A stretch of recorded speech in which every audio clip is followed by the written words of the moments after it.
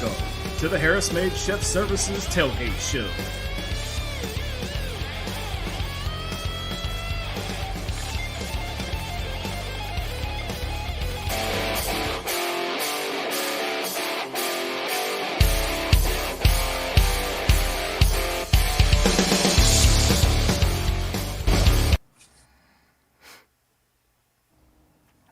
All right, everybody. My bad, Jesse. It was my end messed up on that. That one's on me. it delayed on my end a little bit. Who's up? Welcome into the Harris-Made Chef Services Tailgate Show. MC Jesse the Beard Thurman, and joining us audio only is your boy Razorback Zach. What's up, gentlemen? It's game day, baby. It is. It's an early game day, man. We're here. I had to get a little extra caffeine in me this morning just so I could be good and awake to do this tailgate show.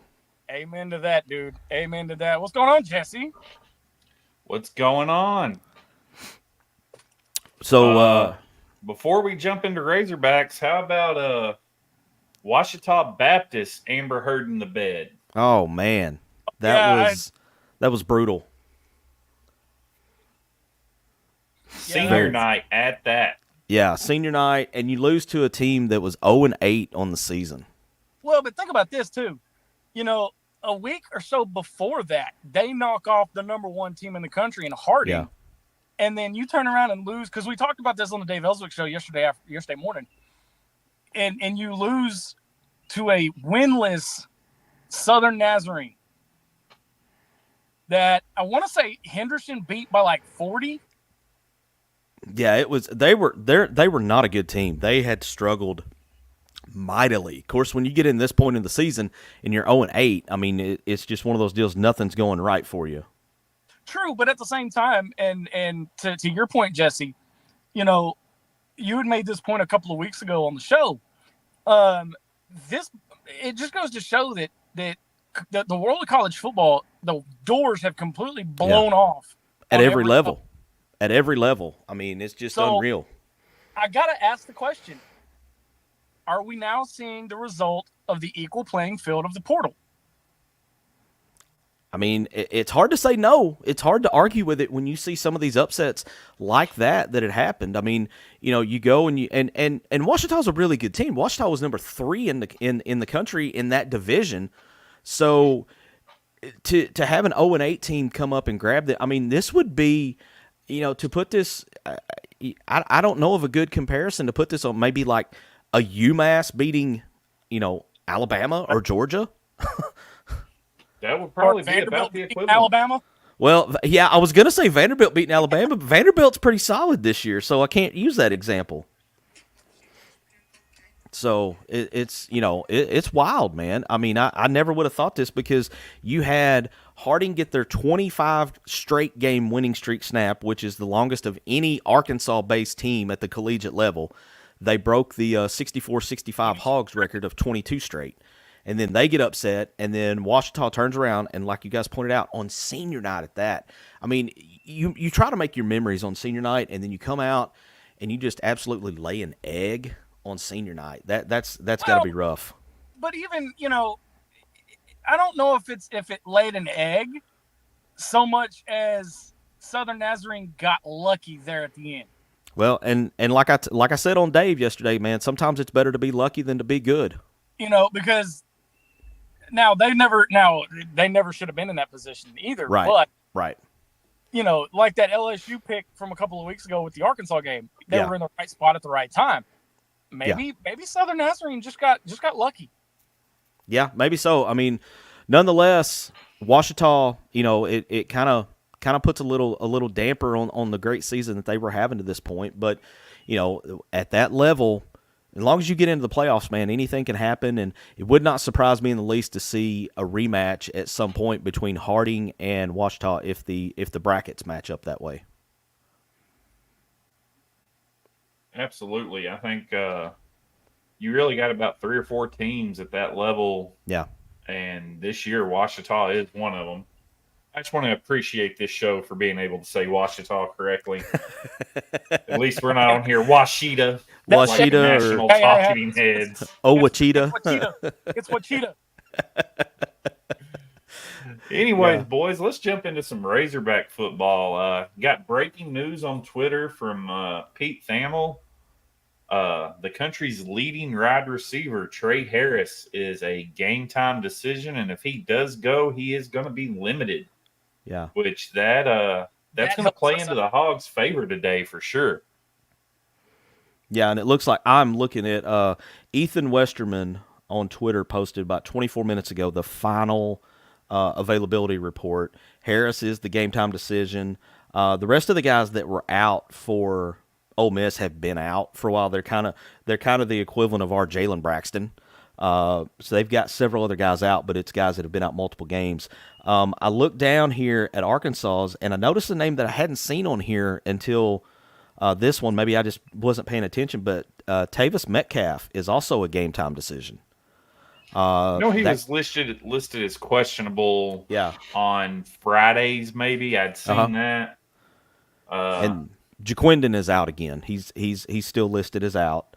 But I don't know. What is he dealing with? Is he dealing with an ankle? Is that the problem? I thought Sam Pittman in his press conference the other day said Jaquindon was fine. Well, he's listed as out on the last availability report here, and then Tavis is the game time decision, and then Kyle Ramsey and Braxton are both still out. Which, guys, I'm beginning to think we've seen the last of Jalen Braxton in a Razorback uniform. There's something's off with that to me. Maybe it's just me tightening my tinfoil a little too much, but something seems off there. Well, it was a bone bruise on his heel, and then it was an ankle or a knee. Right. Now and at this point, I can't blame him. You've missed half the season. Yeah. Why burn the red shirt? Get another year. Maybe he comes back healthy, but with the days of the portal, we know how that goes. Right. I'm not as concerned about JJ being out because we got the wrecking ball. Yeah. With the way that he played, last week down at Mississippi State, I mean, it would be nice to have Jackson in there just to have basically a three-headed monster. But I think Dubinion and Braylon Russell, and then, also I think, is it Rodney Hill, I think is back in the mix as well. So I think we'll be okay. I think we'll be okay as far as depth. This is a really good Ole Miss defense. I mean, this is probably one of the top defenses in the country. And I believe it's the number one scoring defense as well. So, I think that's going to be the matchup. If Ole Miss's offense has been struggling a little bit of late, I kind of like our chances with the way they've been playing lately. Now, that said, Jackson Dart will probably come out and look like Eli Manning today, now that I've thrown that out there. But I want to see, can we move the ball on this defense that has basically carried Ole Miss this season? I mean, let's be honest with it. When you think Lane Kiffin, you think offense, but the defense has been the story for Ole Miss this year. We lost Zach, evidently. I was waiting on Zach to chime in. Something else, equipment managers, go get some spider tack and coat Dubinion's gloves in it, please. Yeah, no doubt. I mean, he maybe didn't even lose one last week, but he had a couple last week. He's got to hold on to the ball today. We have to. Yeah. This is a game that we cannot afford to lose the turnover battle. Well, and I mean, if you look at Arkansas, and Pittman has pointed this out, when we are even or win the turnover battle, we're going to win the game. If you look at the losses we've had, we've lost the turnover battle in those games. So I want to see that. I want to see us take care of the ball. We will see Kudus on the line, from what I understand. I think he's going to sit out in a couple weeks against La Tech to protect that red shirt. Mm-hmm. But we need them just to make some holes and somebody get a hat on Pooh Paul. Yeah, somebody get a hat on him, make his day miserable.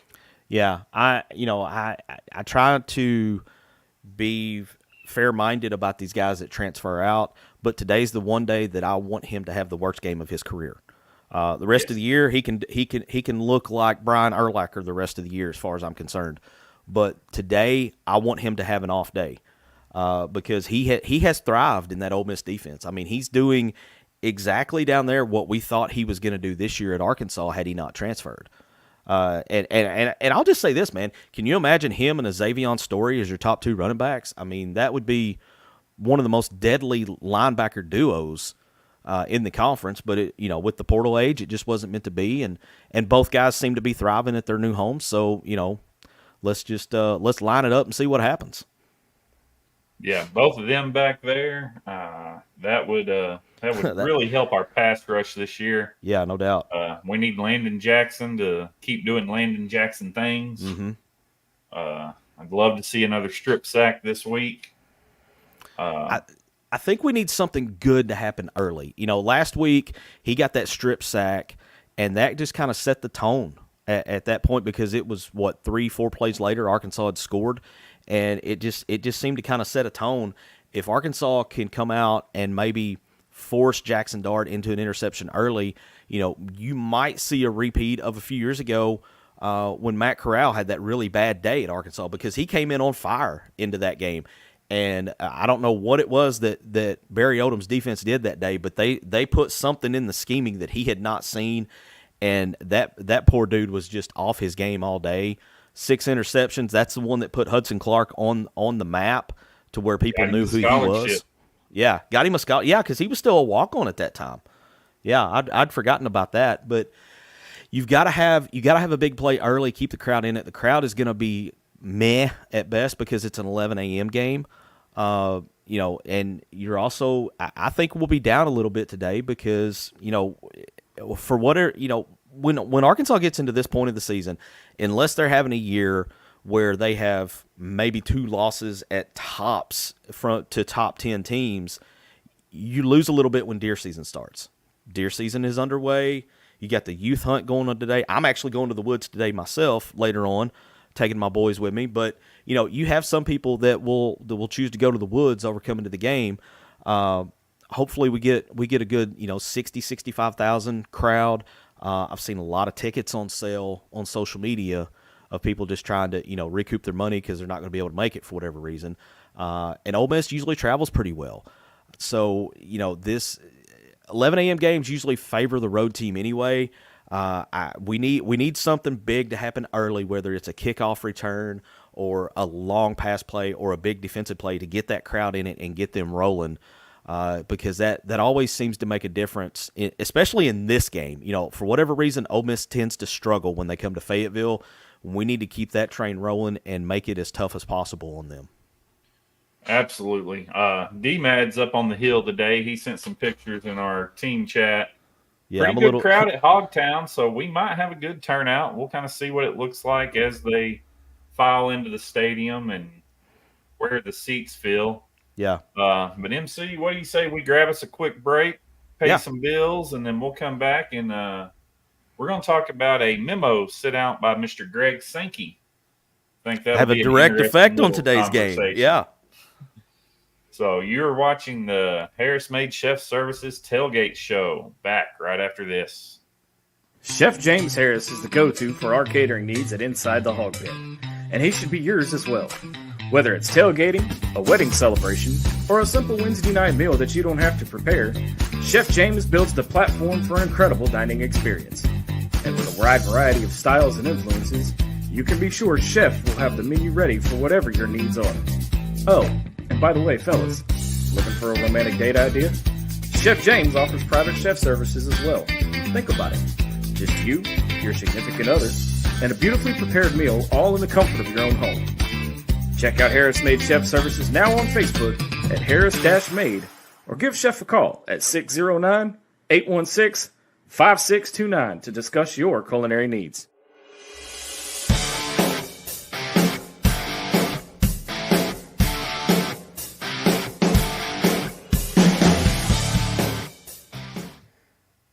All right, welcome back into the Harris Made Chef Services Tailgate Show.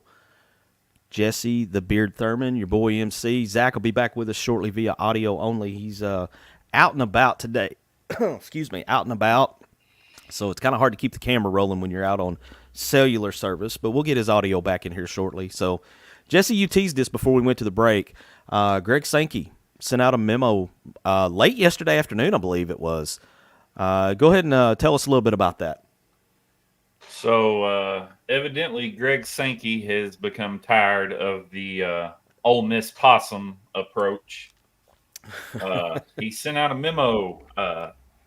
All injuries are now able to be sent to the league office for review. The league will review them, and if it's one of these directed to go down to gain an additional timeout, and the conference deems it so, first offense is going to be a public reprimand and a $50,000 fine for the coach or assistants. I think the coach gets fined automatically, and if the assistant is participating, they also incur a penalty. Which for assistants, coaches, that's nothing. But for assistants, that's half that your paycheck for the year. Yeah, unless you're making that Bobby Petrino assistant type of money, which most of the guys are not, that could hit your wallet pretty hard and pretty heavy. Then it'll go on another public reprimand on the second offense and a $100,000 fine.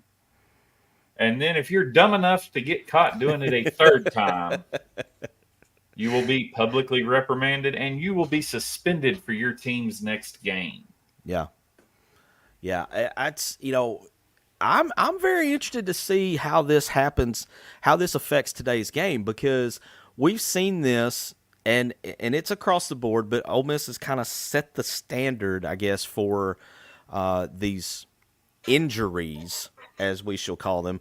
When another team gets on a roll and seems to have some momentum, it always seems like somebody cramps up, and goes down, and then it breaks the momentum, stops. It essentially gives them another timeout, like what was said in the memo. But, we were talking a little bit about this pre-show. How are you going to gauge whether a kid is actually injured or not? I mean, you can point out on film and see where a coach is saying, do this, go down, go down, go down. But if they get sneaky about it, and say they have a code word amongst the team, and maybe there's some communication going on in the headset. I think you have one offensive player and one defensive player that have the headset communications. It would be easy for the defensive coordinator to send in the code word, and then the defensive captain maybe makes it look like he's calling an audible for coverage or whatever. And then all of a sudden, now you're going to have to get a little better about, you can't just fall out, be perfect 1 second and then just fall out.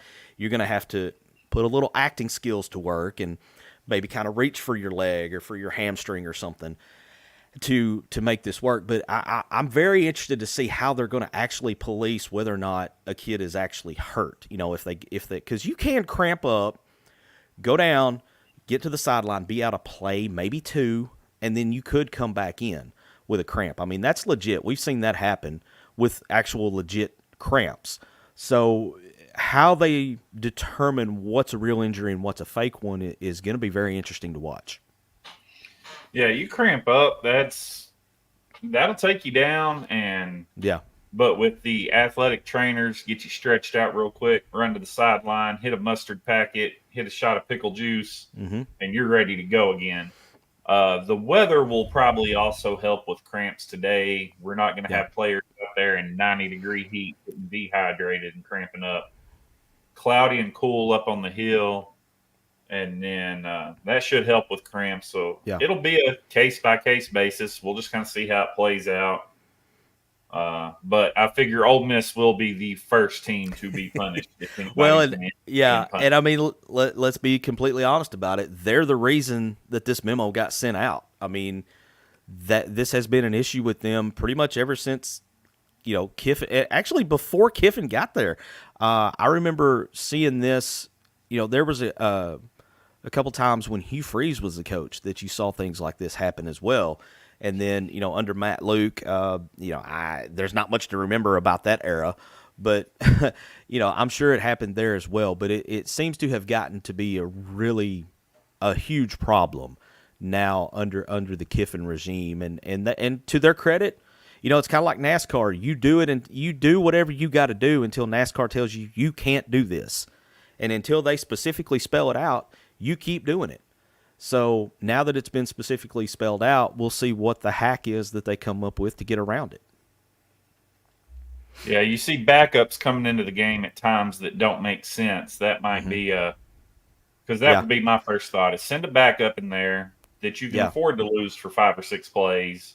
That's a good have point. him go down, and it doesn't look nearly as suspicious. Yeah. Let me jump into the Harris Made live fan feedback. Royalty in the Casey. house, Miss Casey. Hi, guys. Enjoyed your insight on the radio yesterday. Appreciate that. That was, man, I was having a lot of fun with that.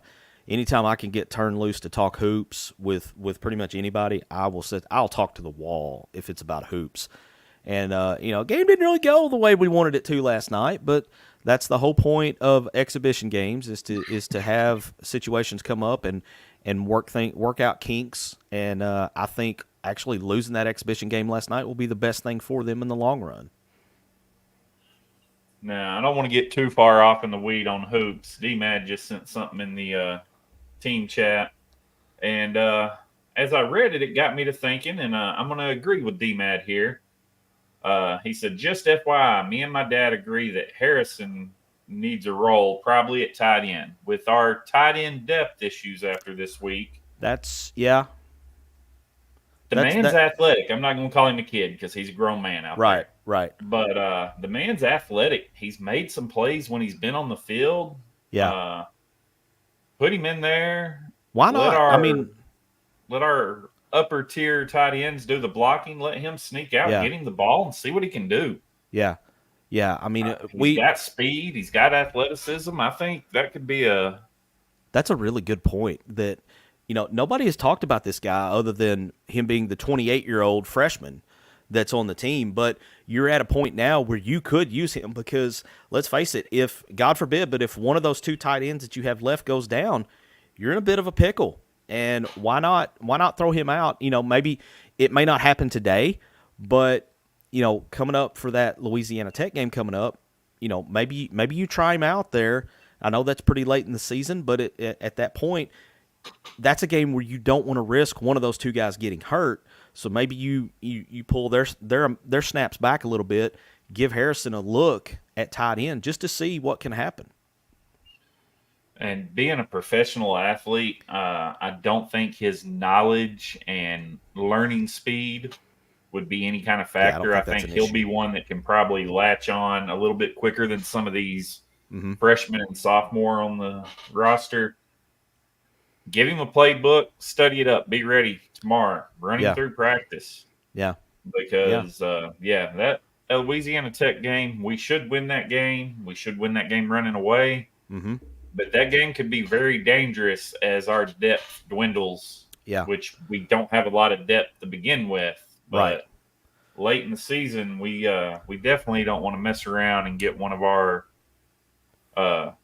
top-tier players injured in that game or overworked. Yeah, especially if you're, because if you win today, you're bowl eligible. If you don't get the win today, that Louisiana Tech game may be your next shot at getting to number 6 because the Texas game is going to be a huge mountain to climb. This will not be the same Texas team that came in here in 2021 that ran into the buzzsaw. This is a much deeper, more talented Texas team that we'll talk about later on. But that just kind of shows, okay, when you get to that, if you're sitting at, I'd say we would be what if we lose today, we're 5-4. Is that right? That would put us 5-5 if we drop Texas. Yeah, and then so with 2 games left with Tech and Missouri, so if you go into that game 5-5, that's your best shot to get 6. Missouri game, we all know how Missouri has kind of dominated the series the last several years, so you can't count that as a W by any means. But you go into that Louisiana Tech game, you can't afford to have a Luke Haas or the other tight end that I'm going to butcher his name if I try to say it. But y'all know who I'm talking about. He had 2 touchdowns. Posky. Posky had 2 touchdowns last week. He said it on the walkie-talkie. That's good enough for me. So why not give him a shot, man? I think that's a great point by D-Mad. Just give him a shot. Throw him out there. As you said, he's a professional athlete. He's going to, we saw him on kickoff return, I think, in the Pine Bluff game. And I don't know that we've seen him since then. I don't know if he's been playing on special teams any or not. I know he was on the availability report for a couple weeks. I believe it may have been UAB. We seen him recover an onside kick and gained some yards after recovering it. That's right. I'd forgot about that. That was yeah. And then he got banged up somehow. I'm not sure what the injury was, but he was on the availability report for a couple weeks and just hadn't got back in the mix since coming back from that. Yeah. So I don't know if that's something that's lingering or if that just not getting the reps really kind of set him back. Got another comment in the Harris Made fan feedback. Chuck Pendergrass, if you ain't cheating, you ain't trying. I mean, that's the NASCAR motto. I use NASCAR as my example, and that's the NASCAR motto right there. Yeah, I mean, everybody does it. It's just a matter of who's smart enough to cover it up and not get caught. And that's exactly right. If you ain't cheating, you ain't trying. I mean, that's the name of the game. I was checking my text messages here, Jesse. We have another friend of the show on the hill today, and he just sent me a picture from his seats. Look like he's going to be sitting in the south end zone indoor seating area. Baxter Meeks of Meeks Design. Baxter's out there. Yeah, Baxter. This is actually Baxter and Michaela are taking their son to his first Razorback game today. So how about kudos to Tyson to getting to see his first Razorback football game, and maybe he'll get to see a W today. And Baxter beat me to it. I was going to bring up. I was talking to Baxter on the phone last night. He was telling me he was going up, and he has an undefeated record when he's in attendance. And this covers not just football. This is, from what Baxter told me last night, I understood this to be across multiple sports. So hopefully we can move that to 10-0 today. But it's going to be a battle. I mean, Arkansas is going to have to play really well. They can't turn the ball over. They can't have the penalties, the dead ball penalties, the false starts, the offsides. You can't have those what I call dumb penalties. If you're going to beat a team like Ole Miss. Absolutely. Baxter's got a good record. I've never been to a baseball loss. Football, we're not going to talk about football or basketball because I went to a lot of games during the Pelfrey years. Ooh. But baseball, we have a perfect record when I'm in attendance. So if anybody wants to hook your boy up with baseball season tickets in the Hog Pen, there you go. Yeah. Let us know. We will gladly accept that sponsorship. We might need to get a GoFundMe to get you up to Omaha if the Hogs make it, since you have that undefeated record in baseball. That's where we would need to put that to use and pull every bit of that good mojo. Oh, absolutely. I'd love to go spend 2 weeks in Omaha watching the Hogs play and bring home Dave's first natty. Yeah, that would be nice. So Baxter said that we're about ready to kind of wrap it up. Let everybody get settled in, catch the end of game day. I'll throw out my final thoughts before we get out of here. No stupid penalties for one, because this is going to be a high intensity game. We don't need any unsportsmanlike conducts. Right. Unnecessary roughness after the play. We've had trouble with that a couple times this year. Yep. Take care of the ball and just let the offense do what they did last week. Spread it around and get everybody involved. And I think we'll have a really competitive game, and we might be able to pull it out in the end. You pull this one out today. You're going to pull Larry out of that cave that he's been in for a while. It would be nice to see Larry see some daylight at the end of the game today. Get this one, get to 6, and then you start talking about playing for better tier bowl games after that. But you got to get this one first. You got to get to 6.